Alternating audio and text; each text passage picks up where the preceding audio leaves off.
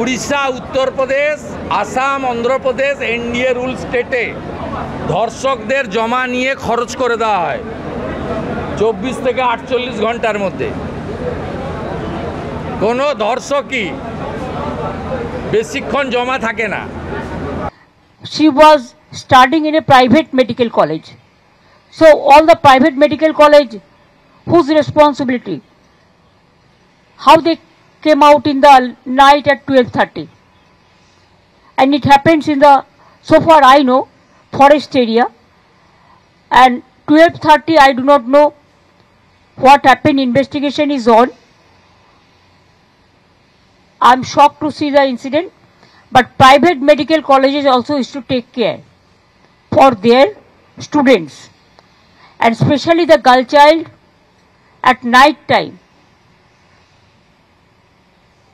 They should not be allowed to come out in the outside. Durgapur কাণ্ডের প্রতিবাদে ইতিমধ্যে বিভিন্ন জায়গায় বিজেপির তরফে বিক্ষোভ দেখানো হয়েছে। আসানসোল, দুর্গাপুরের পাশাপাশি এবার কলকাতার আমা স্ট্রিটেও বিজেপির তরফে বিক্ষোভ দেখানো হচ্ছে। আমা স্ট্রিট থানার সামনে বিজেপির উত্তর কলকাতা শাখার তরফে এই বিক্ষোভ।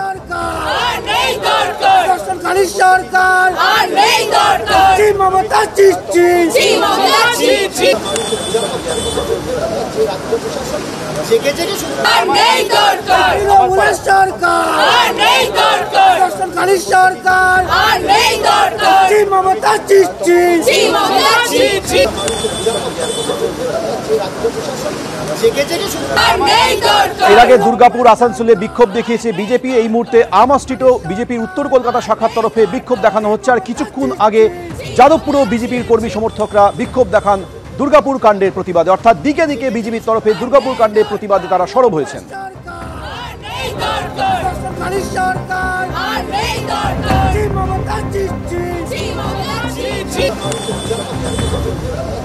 কিছুক্ষণ আগে আপনারা শুনলেন যে মুখ্যমন্ত্রী মমতা বন্দ্যোপাধ্যায় আজ বলেছেন যে প্রাইভেট মেডিকেল কলেজেরও একটা দায়িত্ব রয়েছে। কলেজ কর্তৃপক্ষের পড়ুয়াদের দিকে নজর রাখা উচিত, পুলিশকে কঠোর পদক্ষেপ গ্রহণ করতে বলা হয়েছে।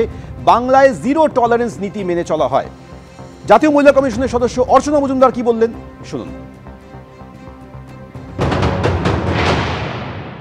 বাবা মা, তার সমস্ত পুলিশের সাথে, কলেজের প্রিন্সিপাল, এমএসভিপি সকলের সঙ্গে কথা বলেছি।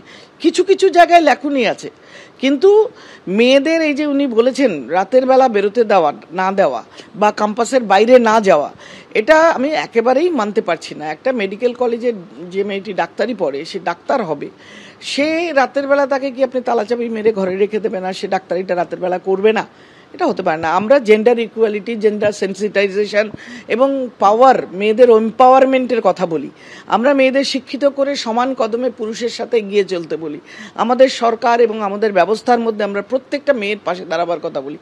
প্রাইভেট মেডিকেল কলেজের এত ঝাঁ চকচকে ইনফ্রাস্ট্রাকচার, সেখানে রাস্তার মধ্যে 10টা modern camera, rotating camera, AI camera, এইসব যত বেরিয়েছে, সেগুলো কেন দেওয়া হয়নি?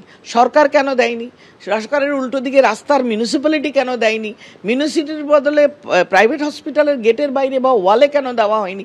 মেয়েদের এই যে হাজারখানেক মেয়ে, ডাক্তার, নার্স, ফ্যাকাল্টি রয়েছে, এদের নিরাপত্তার কথা সরকারের মনে হয়নি। প্রাইভেট কলেজের মুনাফার মধ্যে পড়েনি। সুতরাং মেয়েটি খাবার আনতে গেছে এবং ওদের হাতে পড়ে তার ধর্ষণ হয়েছে এবং তার যথাসর্বস্ব হারিয়েছে। মেয়েটিকে কালকে দেখলাম, মেয়েটি শারীরিকভাবে হয়তো সেলাই করে বা চিকিৎসার ফলে ভালো আছে, কিন্তু মানসিকভাবে ওর যে ক্ষতিটা হয়েছে, she is out of her mind. একদম 14-15 তারিখে পরীক্ষা, সে পরীক্ষা কি দেবে সে ঠিকঠাক নাম, বাবার নাম, বাড়ি বলতে পারছে না। যে শক, মানসিক যন্ত্রণার ভিতর দিয়েছে সরকার বা প্রাইভেট মেডিকেল কলেজে, ওকে সেটা ফেরত দিতে পারবে না। এটা আমাদের সিস্টেম ফেলিওর এবং এটা আমাদের মানতে হবে এবং এর জন্য যা যা করার করতে হবে।